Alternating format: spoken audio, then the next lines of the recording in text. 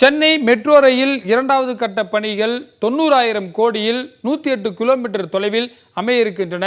இதில் 3 வழித்தடங்களும் 116 ரயில் நிலையங்களுடைய பெயர்கள் வெளியாகி இருக்கின்றன.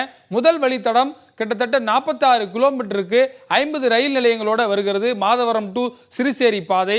அந்த மாதவரத்தில் ஆரம்பித்து மூலக்கடை, பெரம்பூர், பெரம்பூரிலிருந்து ஐனாவரம், ஐனாவரத்திலிருந்து கேஎம்சி, கேஎம்சியிலிருந்து நுங்கம்பாக்கம், நுங்கம்பாக்கத்திலிருந்து ராயப்பேட்டை, ராயப்பேட்டையிலிருந்து மந்தவெளி, மந்தவெளியிலிருந்து அடையாறு, அடையாறிலிருந்து இந்திரா நகர், இந்திரா நகரிலிருந்து நேரடியாக திருவான்மூர் வழியாக ஓஎம்ஆர் சாலையில் இந்த முதல் பாதை பயணிக்கிறது.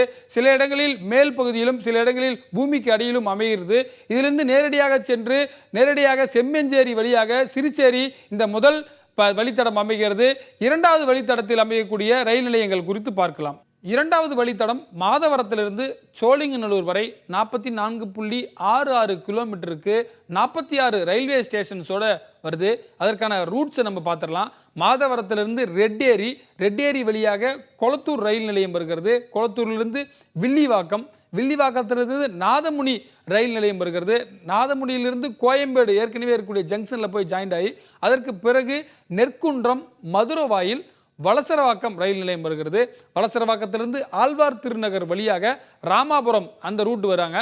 ராமாபுரத்திலிருந்து நந்தம்பாக்கம் ட்ரேட் சென்டரில் போய் அந்த ரயில் நிலையம் வருது. நந்தம்பாக்கம் ட்ரேட் சென்டரிலிருந்து புழுதிவாக்கம், மடிப்பாக்கம், கீழ்கட்டளை வழியாக மேடவாக்கம் வரை அந்த ரூட் அமைகிறது. மேடவாக்கத்தில் ரயில்வே ஸ்டேஷன் வருது. மேடவாக்கத்திலிருந்து பார்த்தீர்கள் என்று சொன்னால் குளோபல் மருத்துவமனை வழியாக சோழிங்கநல்லூரில் முடியக்கூடிய 46 ஸ்டேஷன்ஸ் வருது. இதில் ஒரு சில முக்கியமான ஸ்டேஷன்ஸ் மட்டும் நம்ம பார்த்தோம். மூன்றாவது வழித்தடம் கலங்கரை விளக்கம் முதல் கோயம்பேடு வரை 17.12 கிலோமீட்டருக்கு 20 ரயில் நிலையங்களோடு வருகிறது. லைட் ஹவுஸிலிருந்து பட்டினம்பாக்கம், பட்டினம்பாக்கத்திலிருந்து ஆழ்வார்பேட்டை, ஆழ்வார்பேட்டையிலிருந்து அடையார் கேட் ஹோட்டல் வழியாக நந்தனம் ரயில் நிலையம் வருகிறது. நந்தனத்திலிருந்து டி நகர் இருக்கக்கூடிய பனகல் பார்க் மெட்ரோ ஸ்டேஷன் வருது.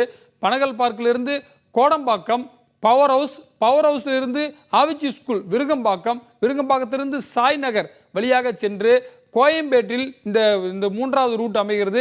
இந்த 20 ரூட்டில் இருக்கக்கூடிய முக்கியமான ரயில் நிலையங்களை நம்ம பார்த்தோம். ஆகவே இதுதான் இந்த 3 வழித்தடங்கள் அமைய இருக்கக்கூடிய 116 ரயில் நிலையங்களாக அமைய இருக்கிறது.